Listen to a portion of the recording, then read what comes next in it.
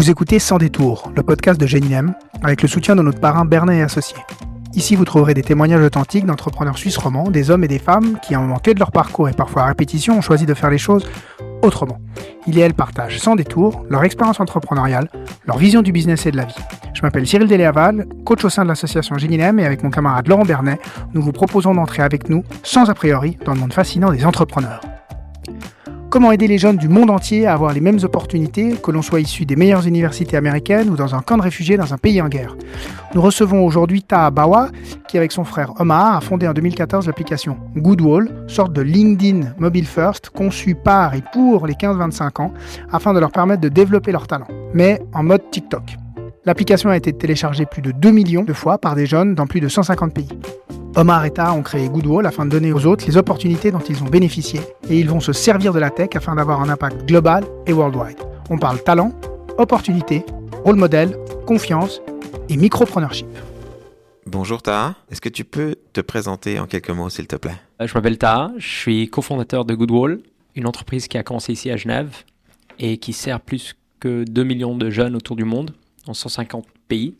Ce qu'on fait, pense à ça comme un LinkedIn qui rencontre TikTok. On aide des jeunes à monter en compétences et à connecter à des opportunités d'entrepreneuriat, de stage, de job, de bourse, dans une communauté qui est assez unique et on les appelle des gens qui s'auto-soutiennent. Peut-être avant qu'on aille encore un peu plus dans le détail de Goodwall, parle-nous un peu de ton parcours, d'où tu viens, qu'est-ce que tu as fait et dis-nous un peu plus de toi. Alors, je suis né ici en Suisse, à Genève, pas très loin d'ici. Grâce à mes parents, on a bougé pas mal par contre. On a vécu au Pakistan, Iran, États-Unis. On est rentré ici, on a fait mes études. On a fait nos études pas très loin d'ici, à l'école à Versoix. Et puis après, on est allé à HEC Lausanne. J'ai étudié l'économie politique, histoire de l'art, un mélange un peu différent. À l'époque, on voulait monter une boîte qui vendait de l'art online. Tu dis on, c'est qui on? J'ai l'habitude de parler de moi et mon frère.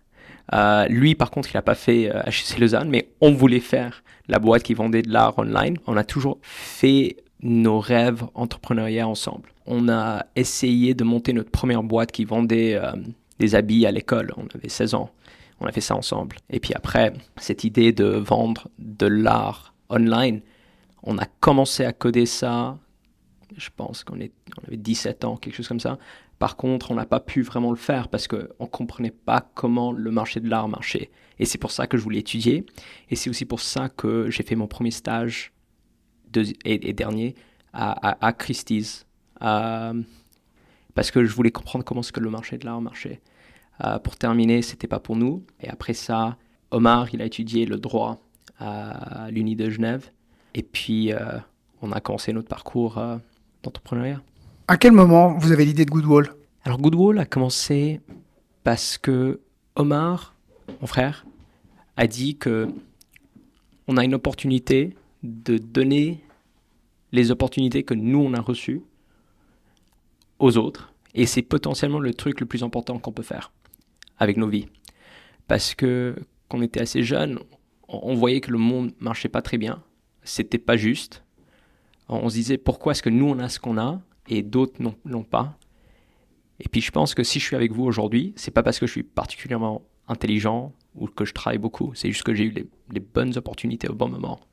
Et quand je dis opportunité, je parle pas juste de l'éducation. On a clairement eu parmi la meilleure éducation au monde, HEC Lausanne, l'université d'Oxford, etc., etc. Mais plus important que tout ça, c'est la confiance que nos parents nous ont donnée. Les rencontres qu'on a fait ici à Genève ou ailleurs, on a l'opportunité de rencontrer des gens tous les jours. On a pu faire du bénévolat, on a pu faire des stages, on a fait du sport.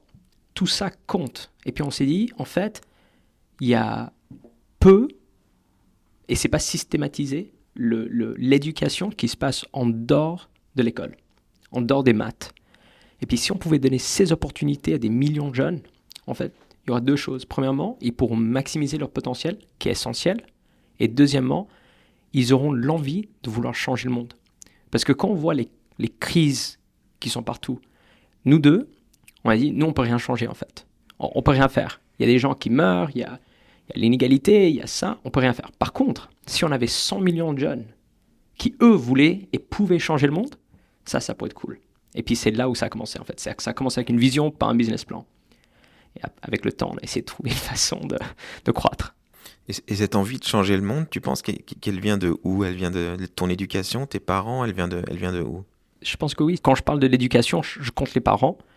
Je compte le fait qu'on est ici à Genève. On voit ces organisations internationales. On voit le CICR qui est juste là. On a une histoire on a une histoire ici.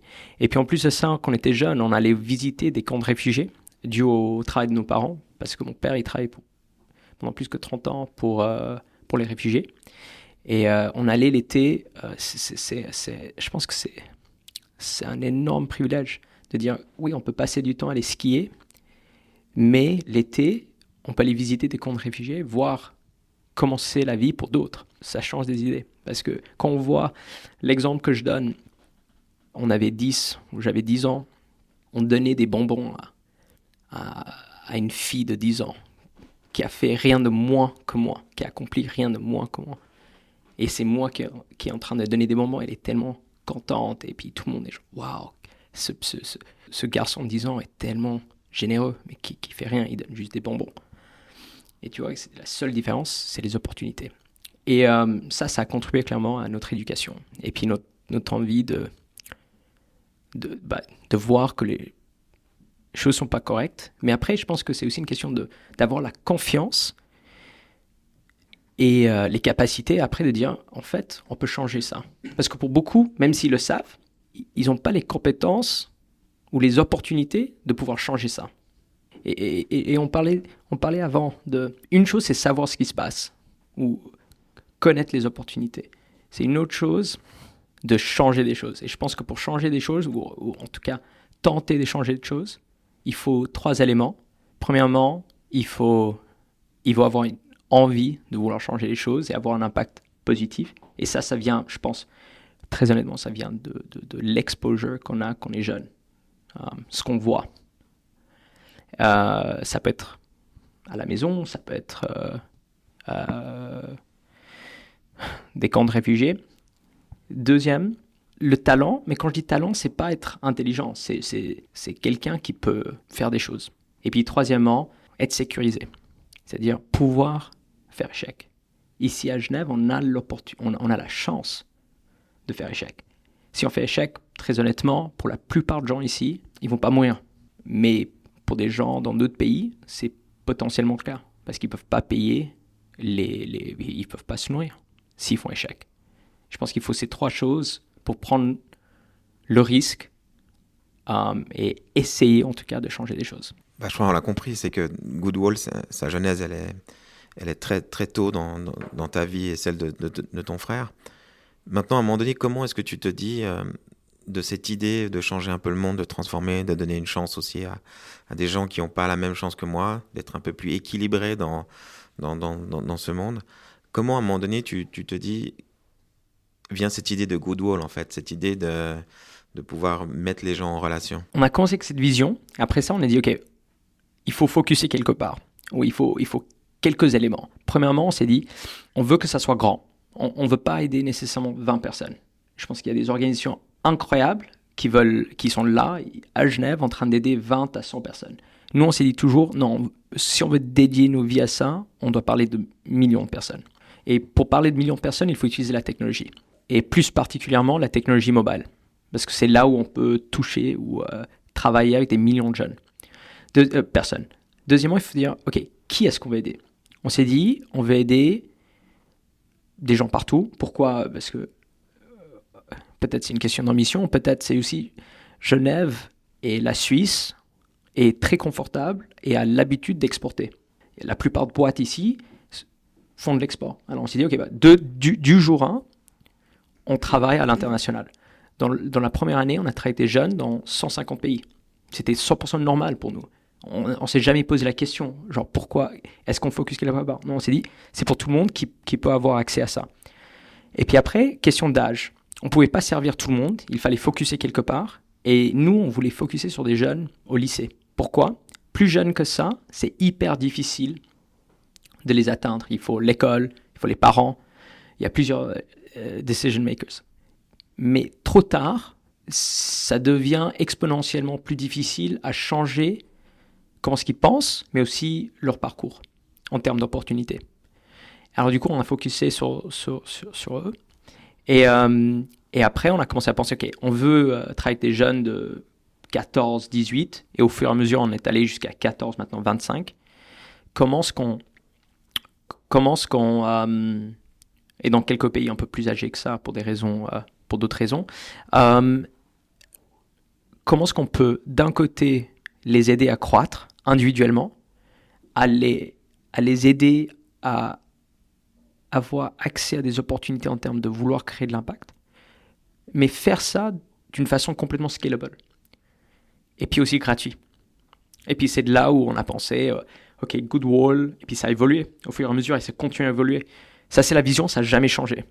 On veut aider des jeunes à maximiser leur potentiel et avoir un impact positif sur le monde. Mais après, comment est-ce qu'on le fait? Aujourd'hui, on utilise le Natel, mais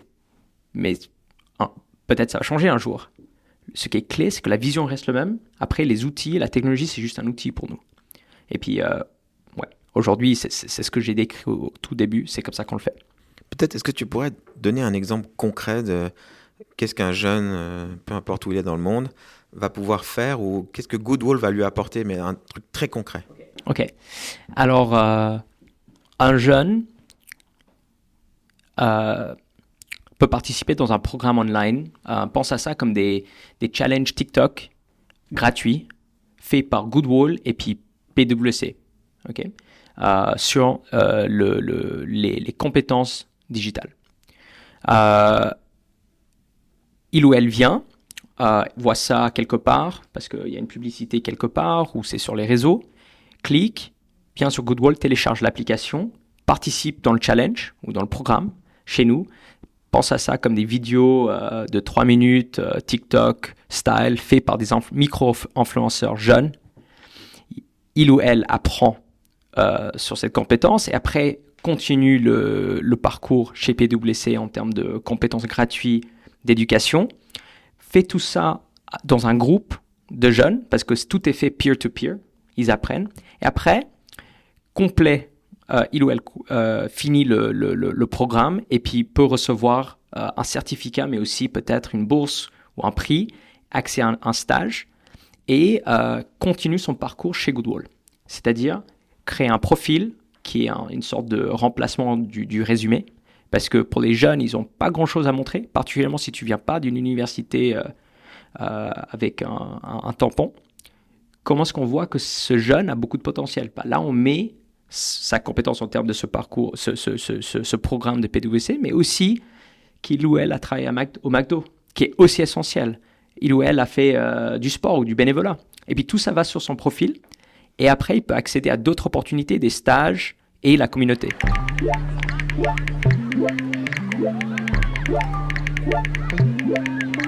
Est-ce que peut-être tu peux nous expliquer un peu le business model, pas forcément en détail, mais nous dire d'où viennent tes revenus, comment tu les génères et quels sont tes enjeux par rapport à ça? Dès le premier jour, on a dit pourquoi ça soit scalable et ça puisse scaler, il faut que ça soit sustainable. C'est-à-dire, il faut qu'on puisse couvrir nos coûts. Et puis, on est une entreprise, on appelle ça une entreprise social enterprise, une entreprise sociale. C'est-à-dire, on a un côté qui est non-for-profit, c'est-à-dire qu'on travaille avec des ONG pour aider des réfugiés. Là, on couvre nos coûts. Qu'est-ce que ça nous offre? Ça nous offre plus d'utilisateurs, on arrive à avoir de l'impact, mais on couvre nos coûts. Et puis, contre avec des entreprises for-profit, là, on a des marges. Parce qu'on a nos programmes qui les donnent l'opportunité d'avoir de la visibilité à des dizaines, centaines de milliers de jeunes. C'est comme si on pense au marketing ou l'histoire de marketing. On a commencé avec les annonces dans les papiers. Après, on avait ce qu'on appelle le content marketing. Si on ouvre le New York Times, on voit que X ou Y entreprise a fait un post sponsorisé. Et aujourd'hui, pour nous, on dit le futur du marketing, c'est moving from storytelling to story doing. C'est-à-dire sponsoriser des programmes pour votre audience. Et puis nous, on va vous donner les mêmes chiffres en termes de... mais il y a de l'impact aussi. Alors là, qu'est-ce qui se passe? Ils ont la communication, ils ont le ESG et ils ont le recrutement. Et on focus vraiment sur des clients entreprises, c'est-à-dire des assez gros contrats. Alors du coup, c'est comme ça qu'on fait de l'argent. Et à part ça, clairement, on a une base d'utilisateurs qui peuvent connecter à des opportunités qu'on fournit aussi. Est-ce que tu peux nous dire aujourd'hui, Goodwall, vous êtes combien et vous êtes un peu où dans le monde? On est à peu près 60. On a commencé ici. Et après ça, avec le Covid, on a bougé un système un peu remote. On va où le talent est. Le plus important, c'est le fit culturel pour nous. Et puis après, la plupart de nous, on travaille remote. Alors le fit culturel, c'est un sujet qui me parle beaucoup. Comment tu le crées en étant pas tous au même endroit, en étant en remote, etc. C'est quelque chose qu'on essaie de dédier beaucoup de temps à penser à ça. Notre avantage, dès le premier jour, était qu'on est international. C'est-à-dire, on faisait cette blague, on a plus de passeports que de personnes chez Goodwall. Et c'est quasiment vrai, qui est assez normal pour Genève. Ça nous a différenciés dès le premier jour. Pour nous, ce qu'on pense, premièrement, on a quelques valeurs. On se dit, OK, premièrement, il faut être mission-driven. C'est-à-dire, il faut qu'on soit tous là pour une raison, c'est qu'on croit dans cette vision, qui peut être vraie ou pas, mais on croit en ça. Vraiment qu'on croit en ça. Ça, c'est le premier. Deuxièmement, on est là pour soutenir l'un et l'autre. Troisièmement, on est data-driven. Après, on a plusieurs d'autres process, etc. Et il faut adhérer à ces valeurs, peu importe où on est. Et après, il faut créer, je pense qu'il faut créer une culture qui est remote first. Parce que pour nous, dès le début, on savait le type de personnes qu'on essayait de recruter à Goodwall. Le job du management ou de moi, c'est de créer de l'espace pour cette personne.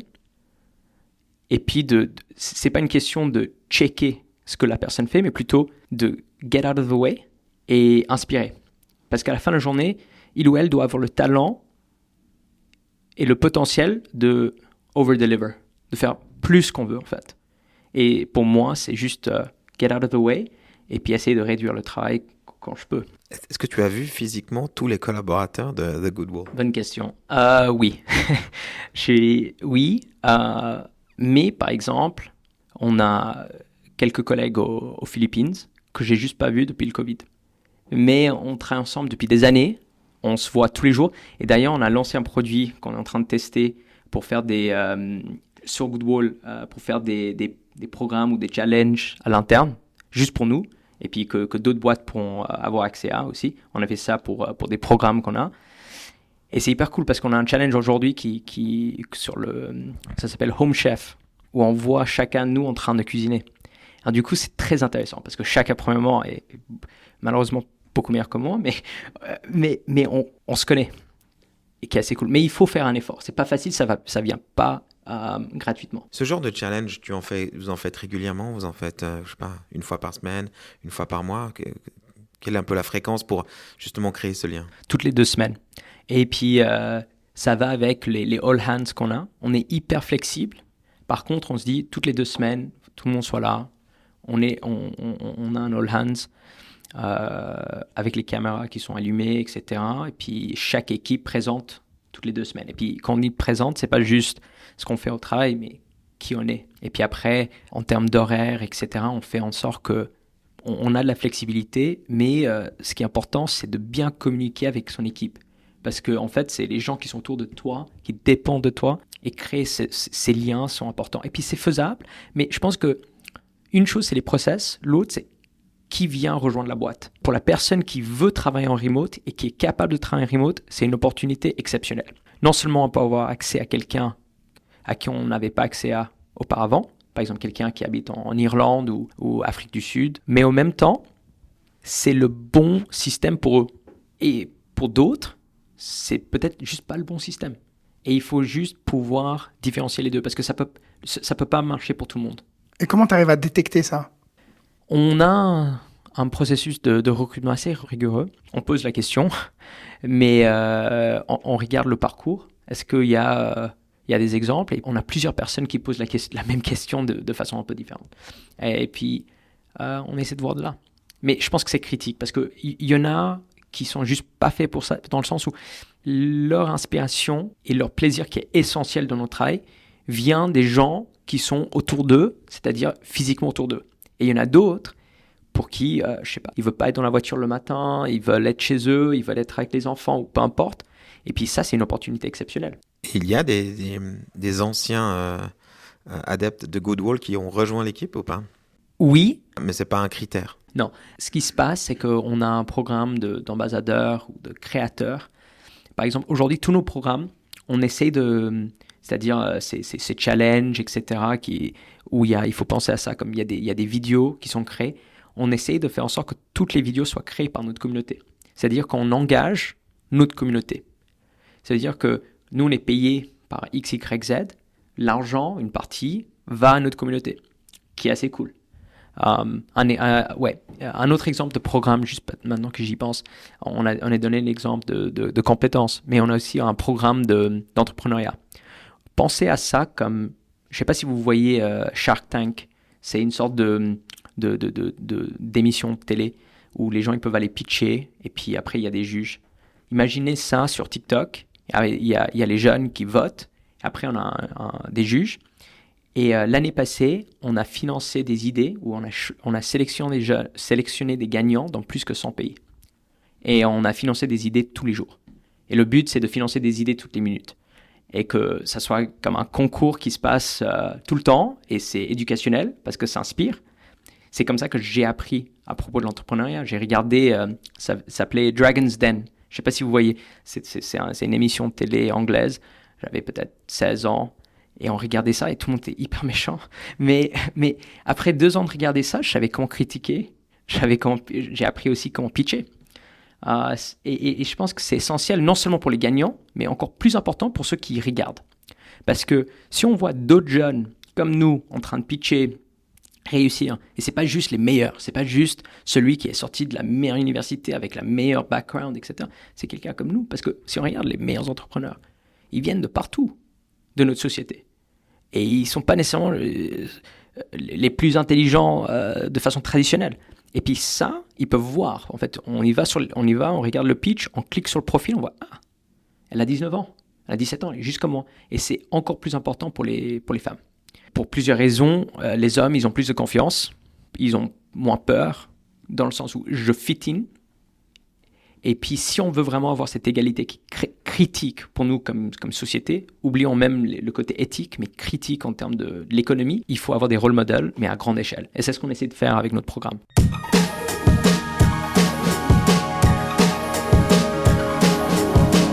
Moi, j'aimerais t'entendre sur cette notion de confiance, parce qu'on entend souvent aux États-Unis, on n'a pas peur de l'échec, donc les gens entreprennent. Ici en Europe et encore plus en Suisse, on a peur de l'échec, alors les gens n'entreprennent pas. Alors que quand on t'écoute, ça serait plutôt l'inverse en fait. C'est qu'ici, on serait dans un contexte, dans un environnement qui nous permette d'entreprendre parce qu'on peut échouer. C'est une question de rôle model. C'est une question de culture. Et la culture, ça vient pas nécessairement de nous, ça vient de ce qu'on voit autour de nous. Si on voit que tout le monde est en train de pitcher, et qu'il y en a qui sont pas bons, et c'est drôle, ou ils font échec, ça devient normalisé. Et puis pour nous, on a tout de suite, moi aussi, je peux le faire. Il ou elle n'est pas différent de moi. Je peux le faire aussi. C'est là où cette crainte d'échec vient, parce que c'est pas rationnel. Parce que, comme tu l'as dit, on peut faire échec à Genève. Si on fait échec, qu'est-ce qui se passe? On est tellement chanceux à Genève que dans quasiment toutes les circonstances, on va pas mourir. Alors du coup, c'est quelque chose qui est dans nos têtes, et ça vient de la culture, ça vient de l'éducation. Alors il faut changer ça. Et ça, je pense que des programmes comme dont j'ai parlé en termes d'entrepreneuriat est critique. Et si on parle du climate crisis qui est en train de se passer en ce moment, les jeunes, ils ont tellement peur, dans le Nord, particulièrement dans des pays comme la Suisse, ils sont quasiment paralysés par cette crise de changement de climat. Parce qu'ils voient tous les jours que le monde est en train on a des problèmes, et les gouvernements ne font pas suffisamment, les leaders ne font pas suffisamment, rien change, et le monde va arrêter. Et il y a peu qui parlent de qu'est-ce qu'eux, ils peuvent faire avec leur vie pour changer des choses, à part être activiste. Et ça, c'est pas un job, genre pour la plupart des gens. Et je pense que même là, il faut créer des opportunités, il faut donner de la confiance pour montrer que vous pouvez faire partie de la solution. Et on part de paralysis à action. Et du coup, on peut entreprendre. On doit entreprendre. Si on veut même avoir une chance avec cette crise de changement climatique, la seule façon de faire, c'est qu'on a tous cette capacité d'entreprendre. Et entreprendre dans 3 façons. Une, c'est de créer des boîtes dont j'appelle ecopreneurs. C'est-à-dire, on crée des boîtes qui travaillent avec la nature plutôt que contre. Et on a besoin de la prochaine génération pour faire ça. C'est-à-dire, soit en Suisse, créer des nouvelles boîtes, soit changer des boîtes multigénérationnelles, soit dans des grandes boîtes. Deuxièmement, il faut avoir les compétences pour des jobs dans cette nouvelle économie. On sait qu'on veut transitionner. Mais là, actuellement, on n'a pas suffisamment de futurs employés en Europe. C'est un énorme problème si on veut faire cette transition. Et puis, troisièmement, il faut la prochaine génération de leaders. On a besoin de donner la confiance, d'éduquer notre prochaine génération de leaders diverses qui viennent de, pas juste quand je parle de diversité, je parle dans tous les sens. On peut regarder les politiques anglaises et on regarde la diversité. Mais vraiment, double-clic sur les profils. Et puis on voit énormément de similarités. Si on veut vraiment combattre ce problème, on a besoin de cette diversité. On a besoin de quelqu'un de X, Y, Z, des backgrounds complètement différents, si on veut combattre ça. Et nous, on doit les donner les opportunités et la confiance pour avoir cette représentation. C'est qui tes rôles modèles à toi? Mes parents. Pourquoi? Parce qu'ils ont maximisé leur potentiel. Ils ont vraiment essayé de faire le mieux qu'ils pouvaient pour nous, mais aussi pour eux-mêmes. Et puis ça m'a inspiré. Et puis, ouais, je pense qu'ils traitaient les gens bien. Ils traitent les gens bien. Et à la fin, c'est le plus important. Tu peux nous parler un peu quelle est ta vision pour Goodwall? Où est-ce que tu veux l'amener? Quels sont les projets, le futur immédiat ou un peu plus lointain? Comme beaucoup de boîtes suisses, on a investi énormément dans la technologie. Et on a vraiment fait notre mieux pour qu'on soit les meilleurs pour ces jeunes. Et puis qu'on le construise avec eux au centre. Parce que la plupart de boîtes dans notre domaine, ils créent ça pour les clients. Et les clients sont là pour connecter aux jeunes. Alors nous, on a dit non, on veut créer ça pour eux. Et puis c'est ça qui nous différencie à la fin. Et c'est pour ça qu'on a tous ces partenaires et investisseurs, etc. Parce qu'ils savent que nous, on est vraiment... On fait tout et on investit énormément en ça. Alors ça, ça va continuer, créer la meilleure expérience utilisateur pour les jeunes. Et après ça, c'est de avoir le maximum impact qu'on peut. Et on définit ça simplement en 2 façons. Travailler avec le maximum de jeunes et avoir le maximum impact par personne. C'est-à-dire, si on commence à un niveau 10, on veut les amener à 20. S'ils sont à 90, à 100. Et puis, le plus important, c'est d'avoir le maximum delta par personne. Et concrètement, qu'est-ce que ça veut dire? Ça veut dire plus de programmes, plus d'entreprises qu'on travaille. On a la chance de travailler vraiment parmi les meilleures entreprises au monde, les plus grandes entreprises au monde. On travaille avec plusieurs gouvernements aussi. On travaille avec de plus en plus de gouvernements. Pourquoi? Parce que comme ça, on peut travailler avec plus de jeunes. On travaille avec, comme je disais, avec l'ONU qui nous aide, Generation Unlimited et UNICEF qui nous aident à travailler dans des pays où on pensait jamais pouvoir travailler. Et c'est grâce à eux qu'on travaille à côté du gouvernement, à côté d'autres fondations, pour aider ceux qui sont les plus vulnérables aussi. Parce qu'ils ont accès à l'Internet. On est gratuit, ça marche. On est aujourd'hui dans des camps de réfugiés. On est au Burundi. Je pensais jamais pouvoir travailler au Burundi. Ça c'est quelque chose qui me rend hyper fier. Et ça, c'est grâce à vous, grâce à notre partenariat avec l'UNICEF. On aide des jeunes qui sont vraiment aussi défavorisés. Pourquoi pas? On a déjà payé pour la technologie. Amenons ça là-bas. Ouais, mon rêve, c'est y a tout le monde qui devra avoir accès à ça, en tout cas.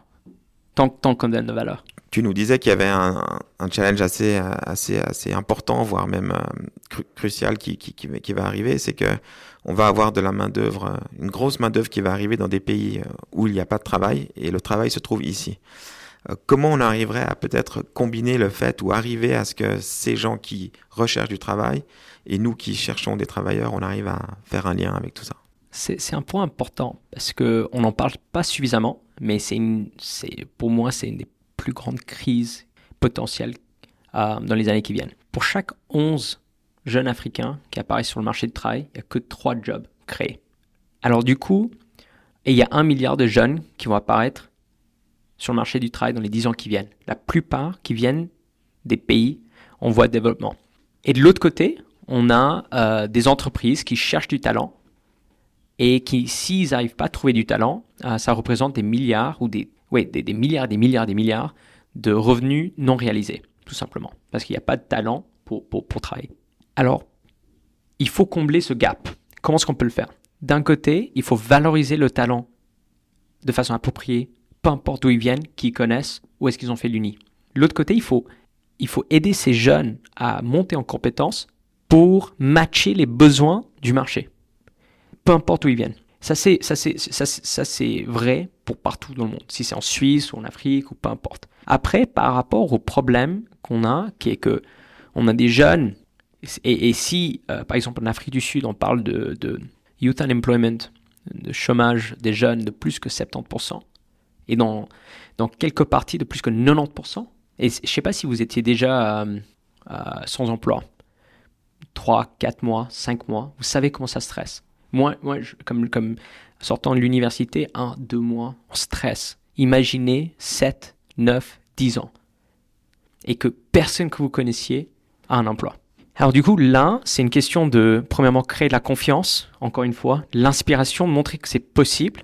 Et après, investir dans l'éducation, mais vraiment la formation pour aller connecter à des opportunités.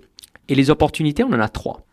Premièrement, il faut rendre le marché local efficace, c'est-à-dire qu'en Afrique du Sud, juste donner un exemple, il y a des opportunités, mais ils ne sont pas en train de recruter des jeunes parce qu'ils ne savent pas comment valoriser ce talent.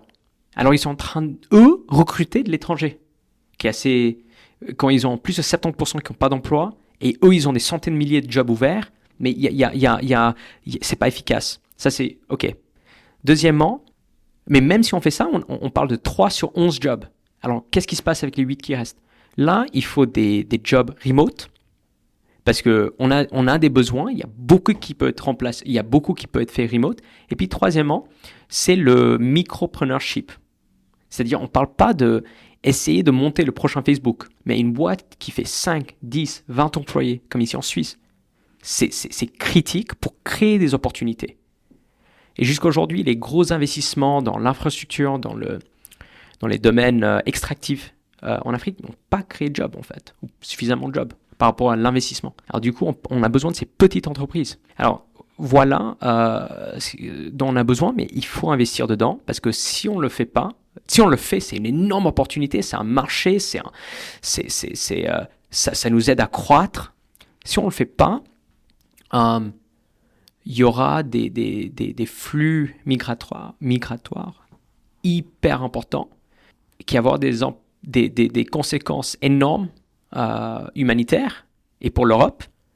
Et quand ça commence, ça ne va pas s'arrêter en fait. Et puis le changement climatique va juste renforcer ça ou accentuer ça. Et qui doit investir alors? Je pense que c'est un peu comme la transition verte, c'est un problème sociétal. Je pense que on est tous dans le même bateau. C'est ce qu'il faut comprendre. On est vraiment tous dans le même bateau. Alors du coup, clairement, les gouvernements locaux, mais je pense aussi que les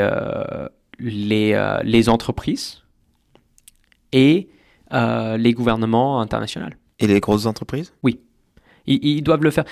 Ils doivent le faire parce que c'est pour eux aussi. Parce que s'ils le font pas, ils n'ont pas de talent dans le long terme. Le challenge, c'est que c'est un investissement sur plusieurs années. Il faut le faire parce que c'est ce que SAP fait, par exemple. Ils ont un sérieux investissement. C'est leur CEO qui est le champion de ça. Et c'est parce qu'ils voient que s'ils n'arrivent pas à créer ce talent pool du futur, ils ne sont pas compétitifs en termes de coûts et ils n'ont juste pas le talent. On parle de rôle modèle, on parle d'inspirer les jeunes, on parle de trouver des solutions pour que le monde change positivement. On a beaucoup parlé de Greta Thunberg. Est-ce que toi, tu as un avis sur ce genre de rôle modèle? Alors, je pense que les jeunes ont besoin d'avoir des voix pour prendre l'action. On a tous besoin d'avoir des opportunités d'agir. Et puis, il y a peu qui sont dans l'histoire de l'humanité qui peuvent être activistes. On a, pour 99,9% de nous, on a besoin de savoir que oui, c'est un problème énorme. Ça va changer nos vies. mais comment est-ce qu'on peut contribuer? Et aujourd'hui, c'est une ressource qu'on n'utilise pas, c'est-à-dire les jeunes. Et si on veut combattre le changement climatique et partir dans cette transition verte, il faut unlocker le potentiel de cette énorme ressource qu'est les jeunes. Alors maintenant, comment est-ce qu'on peut faire ça? Il faut des voies, on en a parlé de l'entrepreneuriat, montrer qu'on peut devenir entrepreneur vert, trouver des solutions, créer des solutions et avoir un livelihood, gagner de l'argent comme ça. Parce que je pense qu'on ne peut pas demander aux jeunes de faire du bénévolat pour fixer les problèmes qui ont été causés, créés par les générations d'avant. Ce n'est pas leur faute. Aujourd'hui, il y a des entreprises qui nous demandent « Ok, est-ce que vous pouvez faire des programmes de bénévolat pour des millions de jeunes autour du monde ?» Je dis « Pourquoi ?» Ces jeunes, ils n'ont rien fait. Et maintenant, on leur demande de travailler gratuitement pour résoudre des problèmes. Premièrement, ce n'est pas sustainable. Ils vont le faire quelques fois, mais c'est aussi pas juste. Alors, l'entrepreneuriat, on peut gagner notre vie, mais on peut faire quelque chose de correct, de bien et d'important. Deuxièmement, les compétences pour aller trouver un emploi dans les métiers du futur. On est en train de contribuer avec notre day job, avec ce qu'on fait tous les jours. On ne peut pas faire plus que ça. Et puis troisièmement, on a besoin de ces futurs leaders qui sont en train de vraiment penser à comment améliorer notre monde. Et je pense que Genève a un rôle assez important et unique. On parlait si on est d'accord qu'il y a des valeurs, mais après, il faut qu'on trouve une façon de travailler dans le monde qui existe aujourd'hui, le paradigme qui existe aujourd'hui. On a des entreprises qui ont des objectifs, on a des gouvernements qui ont d'autres objectifs, on a des gens et on a notre planète. Genève, je trouve, et la Suisse est uniquement placée à essayer de matcher ces mondes. On a parlé il faut qu'on travaille ensemble parce que c'est impossible d'atteindre nos objectifs en silo. Merci beaucoup. Merci à toi. Merci à vous. Merci, au revoir. Voilà, nous sommes arrivés au terme de cette rencontre avec Taha, qui nous a raconté son histoire et celle de Goodwall. Son application permet de combattre d'une certaine manière l'injustice immense entre le petit garçon qu'il était à 10 ans, quand il passait son été dans un camp de réfugiés et qu'il donnait un bonbon à une petite fille de 10 ans aussi, qu'il réalise qu'au fond, la seule différence entre lui et elle, c'était les bonnes opportunités que lui avait eues. Et son app permet de rétablir cette injustice en offrant des opportunités en dehors du système scolaire classique, qui nous apprend à lire, écrire, un peu de mathématiques et au mieux les règles de grammaire d'une langue dite étrangère. L'enjeu pour Taha et son frère Omar est de permettre aux jeunes de maximiser leur potentiel, mais également de leur donner envie de changer le monde. Il devient dès lors primordial de le faire dans un environnement où l'on se sent en confiance et où on ose entreprendre sans avoir peur d'échouer. On comprend en écoutant Taha que le contexte suisse est en fait, à l'échelle mondiale, extraordinairement propice à entreprendre, puisqu'à la différence d'autres pays, les enjeux sont rarement vitaux. Si on échoue, on bénéficie d'un certain filet. J'ai également aimé écouter Taha sur le fonctionnement opérationnel de Goodwall et sa culture remote first. Ça marche, puisqu'ils sont plus de 60 à s'activer chaque jour, chacun chez soi, agissant tous dans le même but commun. Et le rôle du management consiste dès lors à créer de l'espace pour chaque personne, à l'inspirer, afin qu'elle puisse permettre à Goodwall de surperformer. Taha nous rappelle que l'enjeu, c'est d'abord de recruter des talents qui sont capables et qui ont envie de travailler remote pour cette mission. Enfin, j'ai également beaucoup apprécié écouter Taha nous parler de l'importance des rôles modèles afin de nous encourager à passer à l'action en toute confiance, en réalisant que les personnes qui au fond font des choses sont ni mieux ni moins bien que chacun d'entre nous. Et du coup, nous avons tous le potentiel d'entreprendre. Et si vous voulez aller plus loin sur une autre notion clé que nous avons retrouvée chez Taha, cette notion d'opportunité, de chance, je vous invite à regarder une petite vidéo sur YouTube en tapant le facteur chance de Philippe Gabillet. C'est un docteur en sciences de gestion, il explique en 5 minutes comment justement créer des opportunités et avoir de la chance. J'y vois pas mal de similitudes avec la vision de Taha et de Goodwall.